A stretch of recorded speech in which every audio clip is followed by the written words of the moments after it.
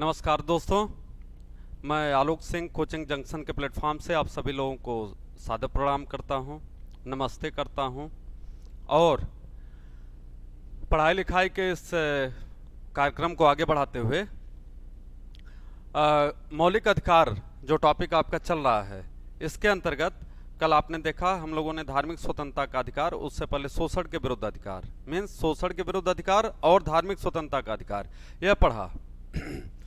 इसी क्रम में हम लोग आगे चलते हुए पांचवा जो मौलिक अधिकार है, जिसे हम कहते हैं कि संस्कृति और शिक्षा संबंधी अधिकार, संस्कृत और शिक्षा संबंधी अधिकार, जिसे हम कहते हैं कि कल्चरल एवं educational rights, cultural and educational rights. तो इस कल्चरल एवं एजुकेशनल राइट्स को अनुच्छेद 29 और 30 के अंतर्गत दिया गया है। अनुच्छेद 29 और 30 के अंतर्गत दिया गया है। अनुच्छेद 29 क्या कहता है? अनुच्छेद 29 कहता है कि अल्पसंख्यक वर्गों के हितों का संरक्षण, अल्पसंख्यक वर्गों के हितों का संरक्षण।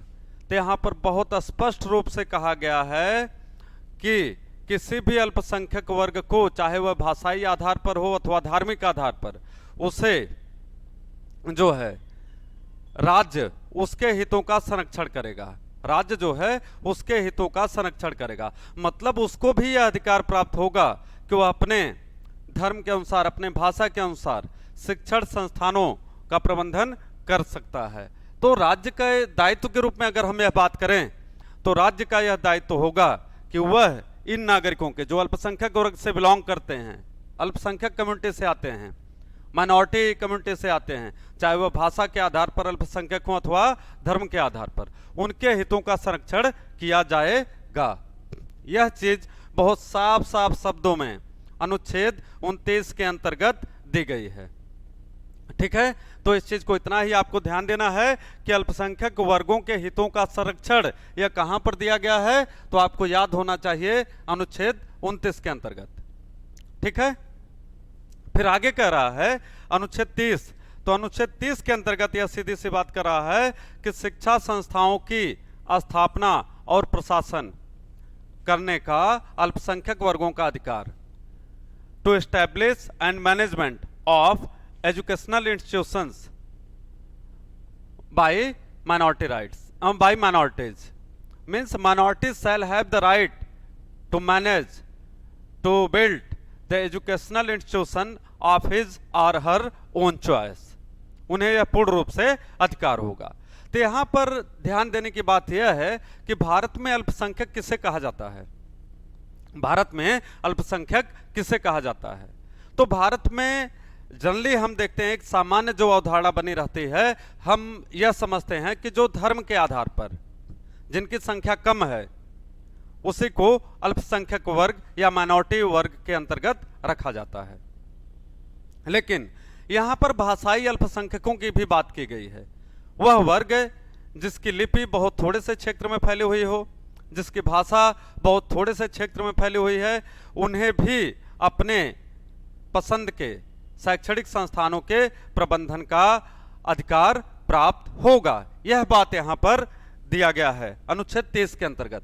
तो बहुत इंपॉर्टेंट प्रश्न यहां पर एक बनता है, जो उत्तर प्रदेश लोक सेवा आयोग के द्वारा भी कई बार पूछा गया है कि अल्पसंख्यक वर्ग शब्द किस अनुच्छेद के अंतर्गत आता है?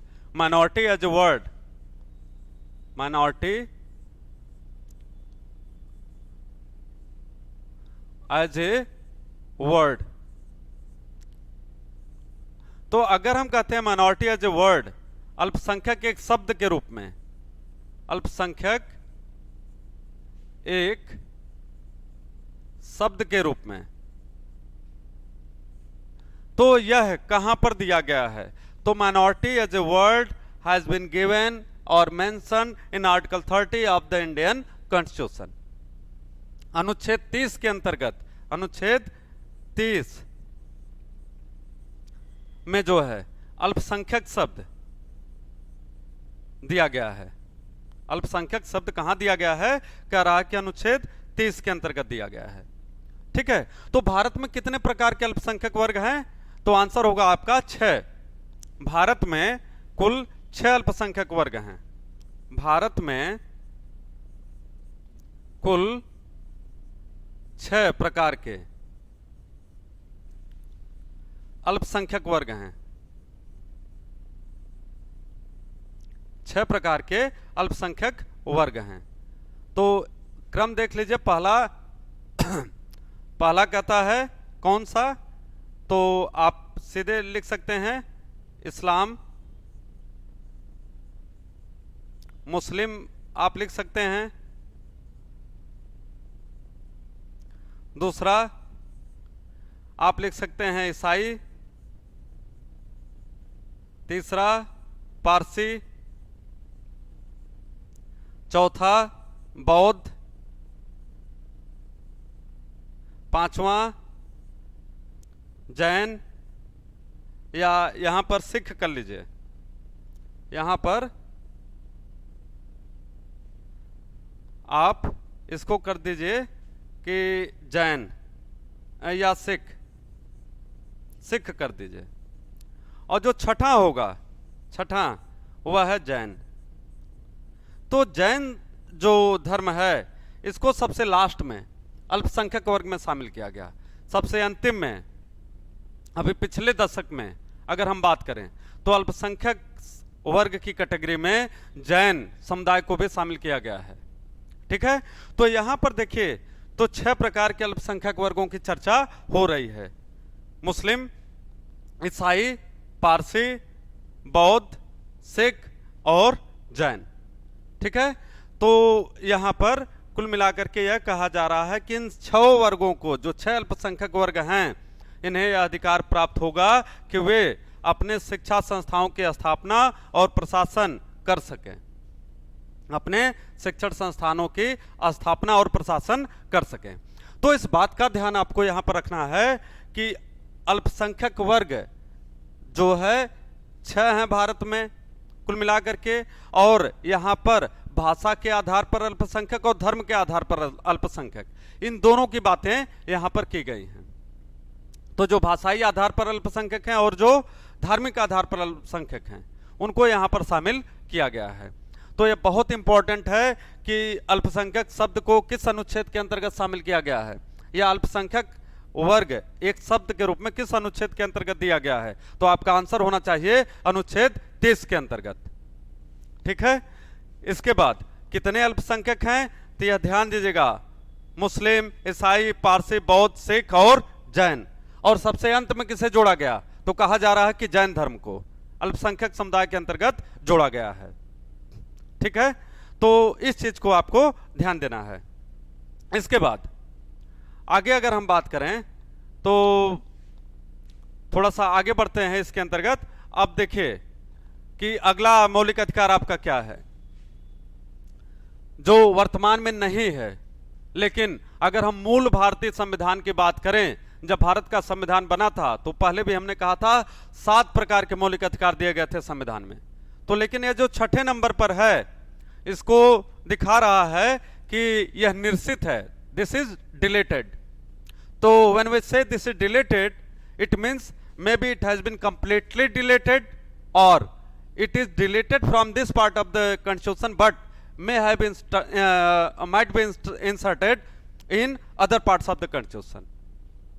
यहां पर वैसे ही बात है कि राइट टू प्रॉपर्टी की बात यहां पर की गई थी, जिसे हम संपत्ति के अधिकार के रूप में जानते हैं।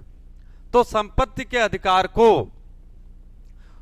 1978 में 1978 में 44वें संविधान संशोधन के द्वारा, 44वें संविधान संशोधन के द्वारा संपत्ति के अधिकार को, संपत्ति के अधिकार को मौलिक अधिकारों की सूची से बाहर कर दिया गया। मौलिक अधिकार की सूची से बाहर कर दिया गया, बाहर कर दिया गया। यह तो एक बात हुई। फिर यहीं पर आप ध्यान देंगे कि इसे कहां पर स्थापित किया गया। कह रहा है कि इसे अनुच्छेद 300A के अंतर्गत विधिक अथवा कानूनी अधिकार के रूप में स्थापित किया गया, विधिक अथवा कानूनी अधिकार के रूप में स्थापित किया गया। तो ऐसी क्या जरूरत आन पड़ी थी कि जिसके परिणाम स्वरूप मौलिक अधिकारों की सूची से संपत्ति के अधिकार को बाहर किया गया। तो ध्यान दीजिएगा कि सर्वोच्च न्यायालय भी, इस समय की बात हम कर रहे हैं 1978 की, या उससे पहले भी एक परसेप्शन बन चुका था सर्वोच्च न्यायालय के दिमाग में भी, और बहुत सारे केसेज के माध्यम से। तो केसेज में अगर हम कुछ नाम लें आपसे, तो जैसे सबसे पहले केस हुआ था शंकरी प्रसाद केस, शंकरी प्रसाद केस, सज्जन सिंह केस हुआ था। इसके बाद आपका एके गोपालन केस, एके गोपालन केस, गोलकनाथ केस। फिर आया आपका केशवानंद भारती केस। फिर आपका आता है मिनर्वा मिल्स केस। तो मिनर्वा मिल्स केस तो खैर इसके बाद का है, 1980 का मैटर है, तो उसमें इतना कोई बहुत ज़्यादा मामला नहीं था, दूसरी बातें ज़्यादा दी गई हैं। लेकिन बाकी जो केसेज हैं केशवानंद भारती तक, शंकरी प्रसाद से शुरू होकर के और केशवानंद भारती तक, यहाँ पर आप देखेंगे कि संपत्ति का जो अधिकार था, इसको लेकर के विभिन्न उच्च न्यायालयों में, हाई कोर्ट्स में और सुप्रीम कोर्ट में यह केसेज गए, यह केसेज गए। तो कभी कभी सर्वोच्च न्यायालय ने यह कहते हुए निर्णय दिया कि चूंकि अनुच्छेद 368 के अंतर्गत संसद को संविधान संशोधन की असीमित शक्ति प्राप्त है या पूर्ण शक्ति प्राप्त है, अतः अगर संसद ने संशोधन कर दिया तो वह वैध है, या संसद को संशोधन करने का अधिकार है मौलिक अधिकारों में भी। किंतु कुछ ऐसे भी निर्णय आए जिसके अंतर्गत यह कहा गया कि नहीं, अनुच्छेद 368 के अंतर्गत किया गया प्रत्येक संशोधन उस सीमा तक शून्य होगा जहां तक वह मौलिक अधिकारों का वायलेशन करता है, हनन करता है। मतलब अनुच्छेद 368 के अंतर्गत किया गया कोई भी संशोधन वह मौलिक अधिकारों को सीमित नहीं करेगा। यह लाइन यहां पर दी गई, ठीक है। लेकिन ध्यान से देखिए कि जरूरत क्या थी। हमने कहा कि जिससे हम संपत्ति के अधिकार को मौलिक अधिकारों की सूची से बाहर किए। आप देखते हैं कि पहला ही जो संविधान संशोधन हुआ था वह किससे संबंधित था? भूमि सुधार से। तो भारत जब आजाद हुआ तो यह जमींदारों का देश था। जमींदारों का देश इसलिए कह रहा हूं कि ऐसा नहीं कि उनकी संख्या ज्यादा थी, लेकिन उनका प्रॉपर्टी पर, राजनीति पर जो नियंत्रण था वह पूर्ण रूप से स्थापित था। जाति व्यवस्था के अंतर्गत कुछ ऐसे वर्ग थे, जातियां थीं जो संपत्ति के 90%, 95% हिस्सों पर उनका कब्जा था। वह गिने चुने लोग होते थे, ठीक है। लेकिन अगर हम उसके बाद की बात करें, जब भारत आजाद हुआ और भूमि सुधार कानून लागू किया गया, तो यह लागू करने का अधिकार भी राज्यों को दे दिया गया कि राज्य अपने हिसाब से इसे लागू करे। तो बहुत सारे राज्य ऐसे थे जिन्होंने भूमि सुधार को लागू किया, लेकिन बहुत ऐसे भी राज्य थे जिन्होंने भूमि सुधार को लागू नहीं किया। और उस समय भूमि को ही, या वर्तमान में भी अगर हम बात करें तो संपत्ति का सबसे बड़ा केंद्र क्या है, तो हम बात सीधे सीधे स्पष्ट रूप से देख सकते हैं कि हमारी जमीनें हैं, भूमि है। तो भूमि को एक संपत्ति के रूप में आदिकाल से माना गया है। और यहां पर भी यह देखा गया कि चूंकि जमीन का असमान वितरण है, भूमि का असमान वितरण है, तो उस असमान वितरण को समान बनाने हेतु, ताकि प्रत्येक वर्ग को जमीन उपलब्ध हो सके, भूमि उपलब्ध हो सके, वह भी गरीबी की रेखा से थोड़ा बाहर निकलें, ठीक है। तो यहां पर सीधा सीधा भूमि सुधार कानून लागू किया गया। लेकिन इसको लागू करने के बाद भी, हमने कहा पहले संविधान संशोधन के होने के बाद भी जो समस्या भारत के सामने आई वह यह था कि संपत्ति के अधिकार को मौलिक अधिकारों की सूची में शामिल होने के परिणाम स्वरूप संसद यहां पर संशोधन करने में अपने को असमर्थ पा रही थी। तो कई साल बीत गए, लेकिन 1978 तक आते आते जब जनता दल की सरकार आती है, मोरारजी देसाई भारत के प्रधानमंत्री बनते हैं, तो उस दौरान जो है एक संशोधन किया गया जिसे हम कहते हैं 44वां संविधान संशोधन, 44वां संविधान संशोधन, और यह 1978 में लागू किया गया, पास किया गया, संसद के द्वारा पास किया गया, इसको हम कह सकते हैं। तो जब 1978 में 44वां संविधान संशोधन पास हुआ तो इसमें सीधा सीधा उपबंध किया गया कि संपत्ति का अधिकार अब मौलिक अधिकार के रूप में स्थापित नहीं रहेगा। अर्थात यहां पर बहुत स्पष्ट शब्दों में यह कह दिया गया कि यह जो है मौलिक अधिकारों की सूची से बाहर कर दिया जाए और इसको कहां पर स्थापित किया जाए, विधिक अधिकार के रूप में या कानूनी अधिकार के रूप में, लीगल राइट के रूप में, लीगल राइट के रूप में इसको स्थापित किया गया, लीगल राइट के रूप में। ठीक है, तो इस चीज को यहां पर आपको ध्यान देना है। तो लीगल राइट होने का तात्पर्य क्या हुआ? जब हम कहते हैं कि लीगल राइट है, इसका मतलब है कि कहीं न कहीं कानून आपसे यह पूछता है कि भैया आपने इतनी संपत्ति अर्जित की है तो इसकी आय का स्रोत कहां से आया, आय का स्रोत क्या है, सोर्स ऑफ इनकम आपका क्या है। मतलब वह कहीं न कहीं कर के अधीन आ गया, उस पर एक नियंत्रण। और उस दौरान यह भी किया गया कि एक न्यूनतम जमीन निर्धारित की गई कि प्रत्येक व्यक्ति के पास इससे ज्यादा जमीन नहीं हो सकती है। ठीक है, और साथ ही साथ इसको जब विधिक अधिकार के रूप में स्थापित किया गया तो इसका मतलब है कि कोर्ट में इसे चैलेंज आराम से किया जा सकता है और इसमें संशोधन भी करना आसान हो गया। तो यह भी एक निर्णय यहां पर आया था सर्वोच्च न्यायालय के द्वारा कई मामलों में कि भाग 4 के बहुत सारे ऐसे उपबंध हैं जो इसलिए लागू नहीं किए जा रहे हैं या नहीं हो पा रहे हैं क्योंकि वह है कहीं न कहीं अनुच्छेद 31 जो संपत्ति का अधिकार है उससे क्लैश कर रहा है, उससे टकराव की स्थिति उत्पन्न हो रही है। तो जब तक अनुच्छेद 31 को मौलिक अधिकार की सूची से बाहर नहीं किया जाएगा तब तक जो है इसको भाग 4 के उपबंधों को या राज्य के नीति निर्देशक तत्वों के तमाम उपबंधों को लागू नहीं किया जा सकता है। ठीक है, यह बात यहां पर स्पष्ट रूप से की गई।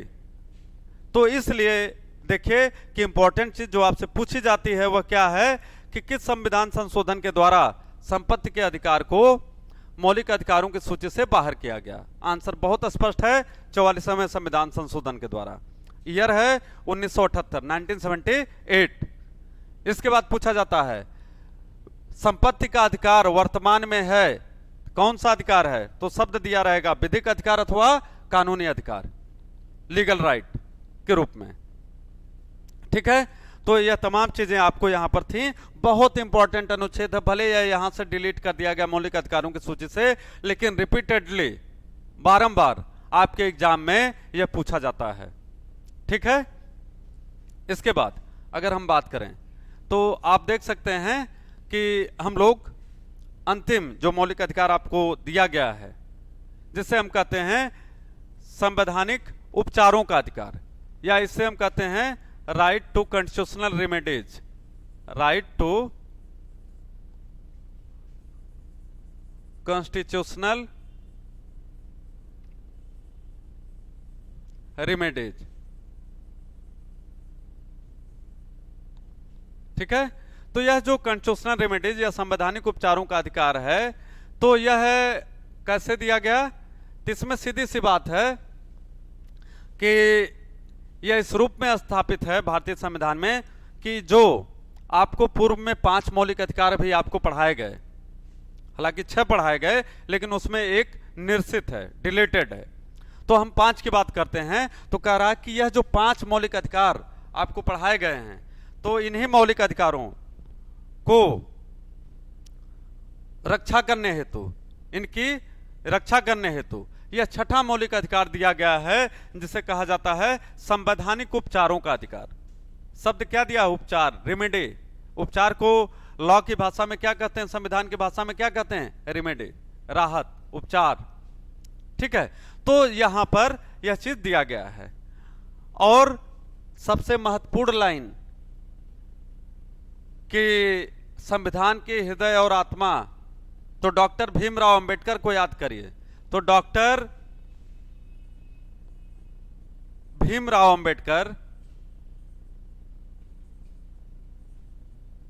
अंबेडकर ने अनुच्छेद 32 को क्या कहा है? संविधान की आत्मा, संविधान की आत्मा, soul of Indian constitution, soul of Indian constitution. उनके कहने का कारण क्या रहा होगा? देखिए, उन्होंने यह स्पष्ट रूप से देखा होगा कि हमारे संविधान के अंतर्गत जो मौलिक अधिकार दिए गए हैं, उन मौलिक अधिकारों का उल्लंघन ना हो, इसके लिए नागरिकों को कुछ राहत चाहिए। और वह राहत किस रूप में दी गई?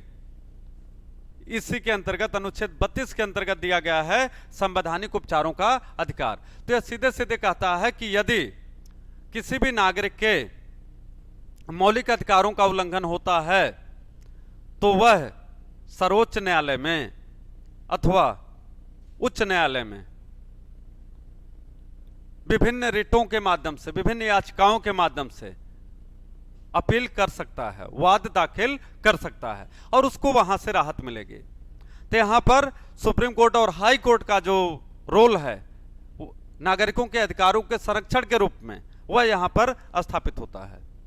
तो 5 रिट सबसे पहले आप देख लीजिए कि 5 रिटों की जो बात संवैधानिक उपचारों के अंतर्गत की गई है, वह 5 याचिकाएं जिनके माध्यम से आपके मौलिक अधिकारों की रक्षा की जाएगी, वह कौन कौन से हैं? पहला है बंदी प्रत्यक्षीकरण, बंदी प्रत्यक्षीकरण,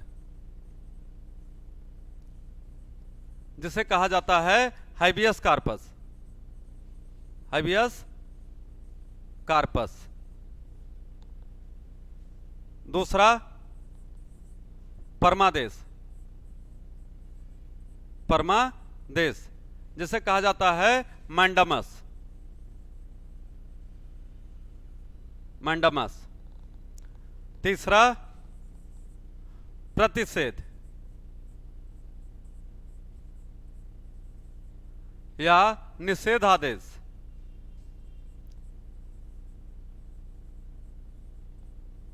इसे कहा जाता है प्रोहिबिशन,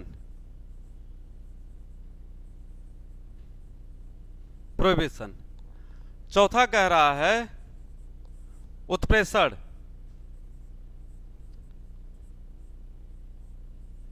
उत्प्रेषण, जिसे कहा जाता है सर्ट्योरेरी।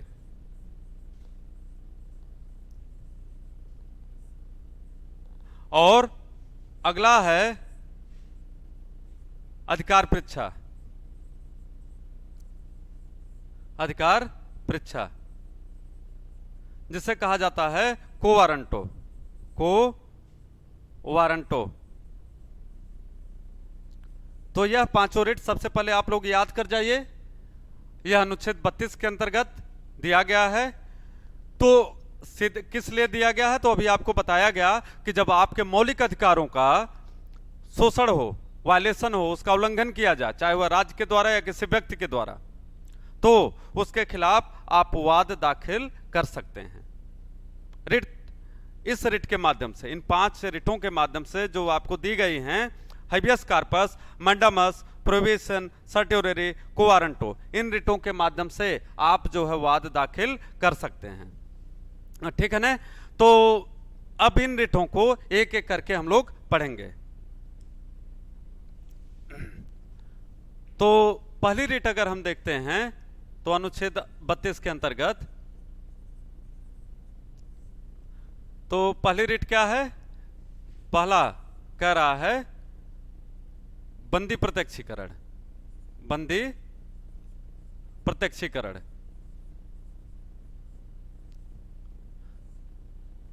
हाइबियस कार्पस, हाइबियस कॉर्पस। तो हाइबियस कॉर्पस को पहले थोड़ा इसका इंग्लिश जरूर समझ लीजिएगा। हाइबियस कॉर्पस या लैटिन वर्ड है हाइबियस कॉर्पस, यह लैटिन वर्ड है। इसका इंग्लिश में अगर मीनिंग होता हम देखें तो क्या लिखेंगे? To have body, to have body, to have body. Hindi में अगर हम बात करें बंदी प्रत्यक्षीकरण की तो हम क्या कहेंगे? सशरीर, सशरीर उपस्थित।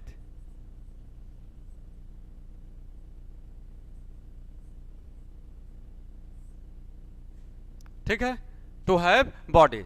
इसका तात्पर्य हुआ कि यदि किसी व्यक्ति को पुलिस के द्वारा किसी मामले में जानबूझकर अथवा अज्ञानता से गिरफ्तार कर लिया जाए तो उसके परिजन, उसके जो अन्य सगे संबंधी हैं, वह कहीं न कहीं अनुच्छेद 32 में दिए गए इस रेट के माध्यम से हाई कोर्ट अथवा सुप्रीम कोर्ट में अपील कर सकते हैं, अपील कर सकते हैं। किस रिट के माध्यम से? टू हाइबियस कॉर्पस के माध्यम से इसकी रिट इशू हो गई यहां पर, और इस रिट के माध्यम से उन्हें यह जानने का अधिकार होगा कि पुलिस ने जिस व्यक्ति को गिरफ्तार किया गया है वह कहां है, किस हालत में है। ठीक है, तो यहां पर सीधे सीधे कहता है कि किसी भी गिरफ्तार व्यक्ति को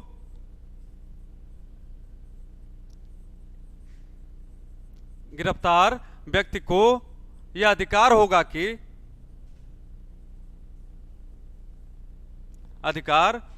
कि उसे 24 घंटे के भीतर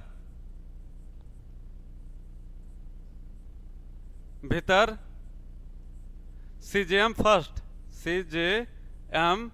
फर्स्ट के समक्ष उपस्थित किया जाए, सीजेएम फर्स्ट के समक्ष उपस्थित किया जाए।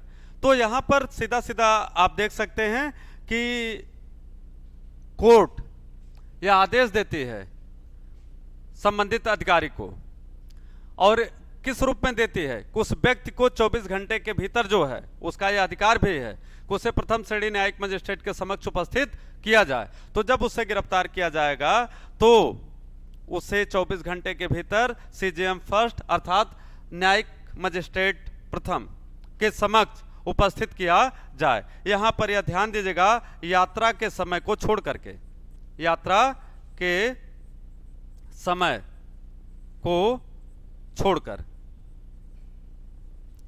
ठीक है, यात्रा के समय को छोड़ करके। ठीक है, इसमें इस बात का विशेष ध्यान दिया गया है कि यात्रा के समय को छोड़ करके उसको जो है प्रथम श्रेणी न्यायिक मजिस्ट्रेट के समक्ष उपस्थित किया जाए। ठीक है, तो इस प्रकार यह जो हाइबियस कॉर्पस की रिट है, बंदी प्रत्यक्षीकरण की रिट है, तो इसमें जो है इस चीज को दिया गया है। तो आप आज इस रिट को समझे रहिए, बंदी प्रत्यक्षीकरण को, हाइबियस कॉर्पस को, जिसका मतलब होता है कि यह लैटिन भाषा का शब्द है, इसका मीनिंग होता है टू हैव बॉडी, सशरीर उपस्थित। तो इसमें सीधे कहा गया है कि किसी भी गिरफ्तार व्यक्ति को यह अधिकार होगा कि उससे 24 घंटे के भीतर सीजेएम फर्स्ट के समक्ष उपस्थित किया जाए, और उसमें यात्रा के समय को छोड़ करके। यह टॉपिक थोड़ा लंबा है और इसके अंतर्गत हम लोग अभी 4 और रिटें पढ़ेंगे, उसको डिटेल में पढ़ेंगे, क्या क्या सारी चीजें उसके अंतर्गत दी गई हैं। और आज के लिए इतना ही। Good luck, take care, best wishes, लगे रहिए, पढ़ाई जम के करिए और कभी भी रेगुलरिटी अपनी मत छोड़िए।